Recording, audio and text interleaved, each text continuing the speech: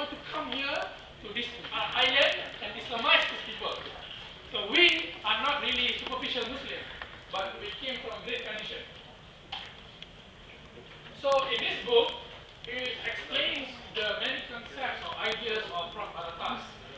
One of the most important ideas that he proposed is his ideas on history, or the philosophy of history, falsafah, Sejarah. When I read his book, he explained more, or he's using more of Ibn Khaldun's kind of philosophy, whereby he said that if you want to study history, you must look at the bigger picture. You must never look on the mini or the nitty-gritty details. You have to look the history of humankind in a bigger perspective. And for historian, to be a good historian, you must know various fields of knowledge. Not only collecting data and empirical manners, but you need to know theology, you need to know philosophy, you need to know religion. That makes a good historian. But our historians today in Malaysia especially are not trained in that kind of training. So there was a contested idea in Budaya MST, whereby Dr. Abraham refuted Professor Huke Kim for being so dry and theoretical, theory in explaining the social condition and history of our country. So Prof. al-Attas tried to give us a bigger perspective and a more subtle meaning of history of the Malay world. And he also talked about the Malay language. I would like to quote from his book. It's in Bahasa actually, but I translated in English. The narrative of language can be depicted as a thin veil in various colors that always be placed in the front view of the observers. Whether the observation is about the physical or a metaphysical world, therefore the color and the design, the characteristic and the shape of the world that being observed will be influenced by the thin veil of language. Well, before this in school, I think we were not really serious about our language. We just learned sastra, literature and other things for the sake of exam. But now I understand that we need to appreciate our language better because it gives us a very important source of knowledge or a very important paradigm or framework to understand the world. The Malay language is a very rich language that has been Islamized, that has carried a lot of important meaning that shape the understanding of Malayness.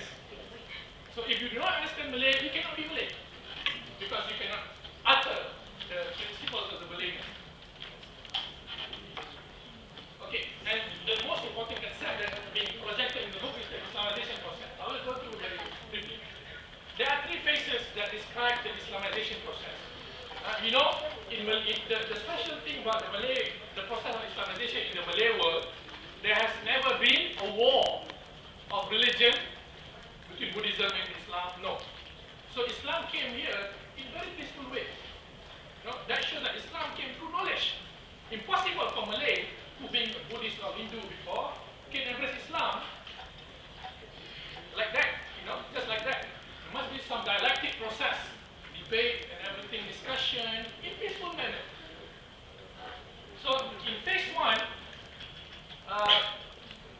Prof. al-Attas formulated that the phase can be described as the conversion of the body of the Malay. It's more about Sharia and the faith, jurisprudence, and religious law, conversion of the Malays. Strength of faith accompanied by understanding of the rational and intellectual implication, conversion.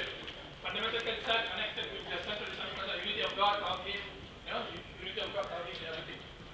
Second process, second phase, explain about more important thing, which is about the metaphysics. Metaphysics means meta dalam bahasa Greek ialah beyond, selepas. Physical, this is physical. When you talk about heaven and hell, that's metaphysical things. That's pathology. So you must believe that as a Muslim, right? Rukun iman, is a metaphysical thing. You cannot see, but you have to believe. And so this is what being taught. We talk about philosophy and everything. And that produced a lot of important books for the Malay. So Malay people is not really stupid or shallow in nature. We have our own traditions. We have our own knowledge system being based on Islamic system. And the third phase is the the defining phase of this process whereby it becomes stunted due to the colonialism effect. When the West came through Portuguese, through the Netherlands, and through the British, the Islamization process cut short for a while. You know?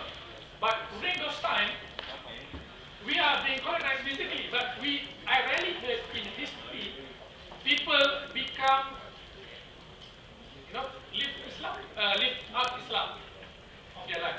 Rarely happen. But today, in modern day, whereby we've been governed by Muslim leaders and everything, and our young ones, have problem with religion. That shows that we are really having serious problems in understanding what is the meaning of being Malay. So, I believe that one of the biggest problems that really contaminate the discourse of the Malayness has came out from these two groups of people. One is PAS, the Islamic Party of Malaysia, and one is UMNO, United Malay National Organization. These are the two biggest Malay parties in our country. This flag is being designed by Professor al-Attas. Before Dato' On, his uncle. So he lived with Dato' On before. He's a very special person. And you see, their flags almost the same. But PAS rarely show this flag in the public. But because, the Malayness of this region, this is called Samsak Purba. Right, Samsak Purba. The color of the flag, white and red. Indonesia also has that, right? Singapore. So, why I said that these two parties create problem? The first, because PAS said they want Islam only. They don't want Malay. Okay? And UMNO said they want Malay, but they do not want Islam that is too strict. So one is secular, one is Islam, but confused with the identity of Malay. As a Muslim, you cannot exist just like that as a Muslim. There are two aspects of Muslim. First, the aspect of it, the universal aspect, the kulliyat aspect of the Muslim. Because I'm a Muslim. Everybody, some Muslims come from Egypt and other parts of the world. And some, there are also the juz'iyat aspect of the Muslim, the locality aspect of the Muslim, which is the Malay, the race. That's why God in Quran stated many verse that say that God created many races for you to know each other.